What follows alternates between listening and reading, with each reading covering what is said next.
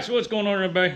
Junior with S.O.T Metalworks coming back at you. We are coming back at you to revisit the plasma table walk around. Had a lot of great questions on certain aspects of the table, certain parameters, what's what, stuff like that. So one of the big thing was the software. Do you have to buy new software? Does it get upgraded or something like that? So it constantly gets updated. They go in, change little parameters of, twerks and stuff that they don't like, did like, stuff like that.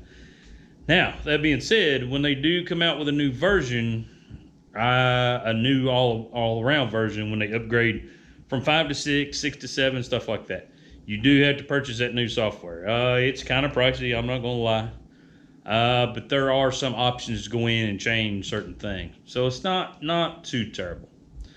One of the other big questions is, how do we get rid of the stuff in the table? So if you guys don't know what I'm talking about, we're talking about all this down in here. Just a little bit of everything down in there. A little bit of this, a little bit of that. It's just crazy stuff. But yeah, all these slats come out, as we said before. You can reach down in there and pick out what you need to pick out.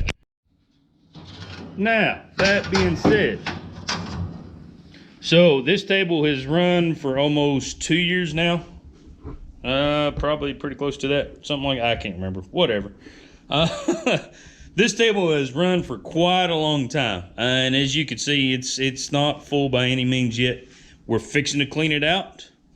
But down in the bottom, in the very bottom, I tacked in a bottom panel. It is just tacked in there. My game plan all the way around was to, as you can see this square tubing here, we were going to put a roll-up trough that just rolled up there to it, sit underneath the table, then you could just roll it back out, and you could, dump it in the dumpster on your trailer, take to the scrap yard or what have you.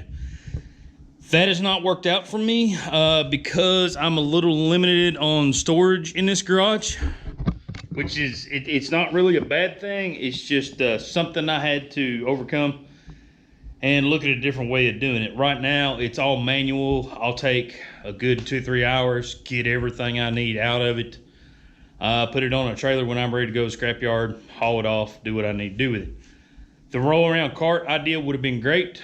But I'm kind of limited on space. I do a lot of storing of my excess steel underneath of the table that, if you got a piece left over on a sheet or what have you, a lot of that gets stored underneath there. So, all right, so the next one on the ShopSabre is, are we doing more signs now or are we doing more targets? That was one of the questions on there. Right now, we're doing more signs. Of course, it's midsummer, so nobody's out in the extreme heat shooting and stuff like that right now. But that being said, it could change tomorrow. We are starting to pick up on targets, stuff like that. It's, how do I put this? Don't put all your eggs in one basket. So with this table having the capability of doing the 3D wood and stuff like that, putting a router system on it and all that stuff, I've talked about that in the other video. If you haven't watched that yet, make sure you go check it out. But in that video, I explained what all this table can do. So it's nice to not have all your eggs in one basket, to where if one side of the business slows down, the other one can pick up the slack. So signs, targets, working on equipment around here, cutting parts out for machinery, stuff like that. It's all something we do. We just don't do a whole lot of it at one time. It is truthful that the signs are the biggest part of our business. And I would assume with any CNC plasma table like this, that's probably going to be where the bulk of your money is going to come from. But depending on your area, how close you are to people, if you live way out in the country where you don't have that many people around you, you're not close to local businesses that can help you out, stuff like that, you're going to have to look for other forms of revenue with the CNC plasma table, whichever one you may pick. I say do the ShopSabre, but that's just me. So that being said, a lot of our money does come from the target side of things, from the CNC plasma, but the signs are an all around good business for us. Caters to women, kids, you know, men. It personalizes everything. So yeah, it's over 50% of what our business revolves around. So. All right, guys. So as I said in my other video, we run the Hypertherm 65. Normally run everything at 65. You can see we've been cutting signs. I don't know if you can read that or not. So we are running on 45. We've got fine cut consumables in there and stuff. So yeah, it all depends on what you're cutting. Most generally, we're running everything at 45. Don't burn up more electricity than you have to. Don't cut signs at 65. So yeah, in the long run, I feel like it's harder on your consumables. It's harder on your electric bill. It's more overhead you have to deal with. It all depends on how much you run your table too. I mean, if you're not comfortable flip-flopping back and forth with consumables and the voltage and amps and everything that you need to do all that, don't do it. Get used to the table before you try doing all that switching around stuff. That's what I did. That, you know, it may not be the right way or what have you, but that's the way I felt comfortable. And that's the way I save myself money. So that's just what we do here.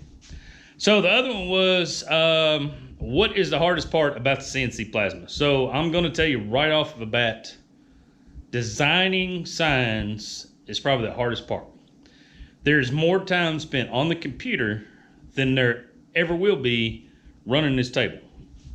That being said, if you've got everything drawn up and it's just part after part after part, okay, yeah, you're probably going to spend more time on the table. But the ones-offs, and I mean, we don't have enough money here to have the high fluctuation of overhead. So I'm not going to go cut 500 of the same target because I can't afford that much steel at one time. I'm going to go cut 20 at one time. And when the shelf starts getting low, I'll come back over and cut 20 more. Same way with the signs. The signs I know that sell on a regular basis, and it takes a little time to figure everything out. But the signs I know that sell on a regular basis, I do keep in stock. I keep a constant inventory of those. Now, the one-offs and stuff like that, you're going to be sitting behind the computer, drawing those signs up every day, every night, whatever it may be. A lot of the storage space on there is used with the signs that I sell every day. Now, some of the one-offs that I feel like they may come back for another one, like I've run in a case with monograms and stuff like that. Somebody may come back for a monogram with their same name in it for their family or something like that. So we make sure we save those. But a lot of the times, I don't worry about saving a whole lot of the specialty items just because it's, in the long run, it doesn't really, nobody's ever really going to come back and order one of those. But it could turn around by me in the butt one day, but that's okay. It's just part of it. I'll sit down on the computer and draw it out like I need to.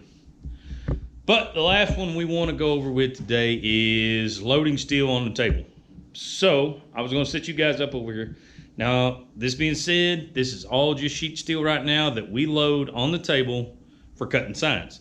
This is not 1/2 inch and 3/8 AR 500 steel. We normally use a small tractor and loader that has forks on it.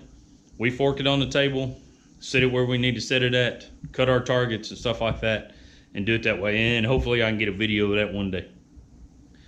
So I'll get you guys set up over here. I'll show you how I load a sheet steel on there. It's not plate steel, it's just regular sheet.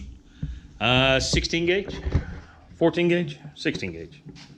So yeah, we'll get this sheet on this table right here and we'll see what happens.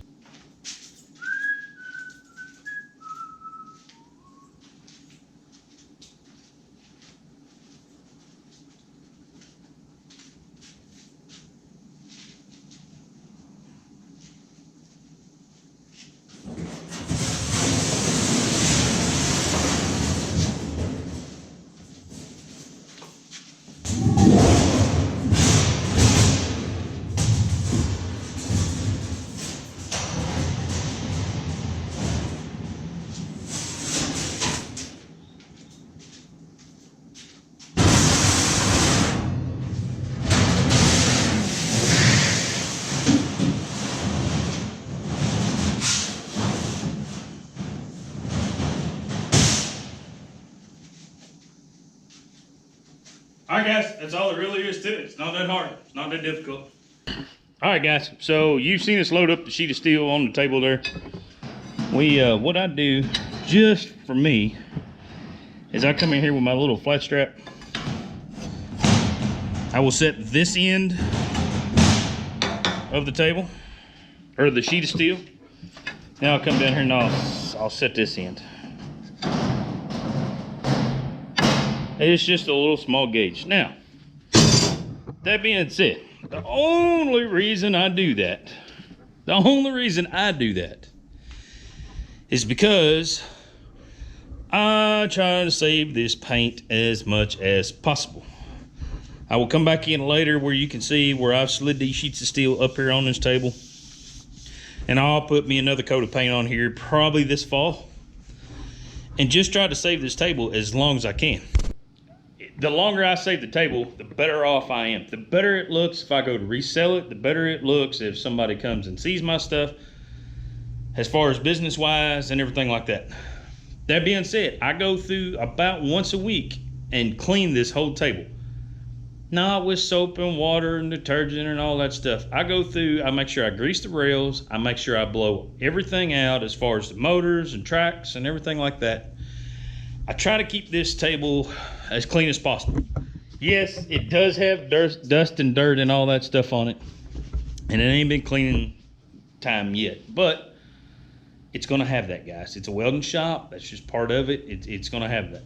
But the better you treat your equipment, the better your equipment's going to treat you in the long run. So we'll go down and we'll grease all the tracks and everything where the motors run, and all the gantry slides along and all that stuff. You can see it's got dust in it from this week, but there's still grease on there. And we don't do it a whole lot. We do it as much as we need to. See, there's still grease in there, but the top of it was covered with dirt. So grease all your grease zerks. Keep everything going as well as you can. It's just gonna last longer, guys. That's just part of it. All right, so those are a few questions that were on there. If you guys got any more, by all means, put them in this video. We'll square you away the best we can. Let you know what's going on, what we do, what we don't do. And guys, I'm not trying to hide anything. If it's helping you guys out, by all means, I'll keep making videos about it. So yeah, make sure you put your questions down there in comments. If you haven't yet, please subscribe. By all means, hit the like button. We greatly appreciate that here. Let YouTube know we're doing the right thing and not the wrong thing. So, but yeah, this has been Junior with S.O.T Metalworks. Guys, we're out. Gonna get to work. Gotta make some money. So, you guys be safe out there. Remember, work smarter, not harder. Later, guys.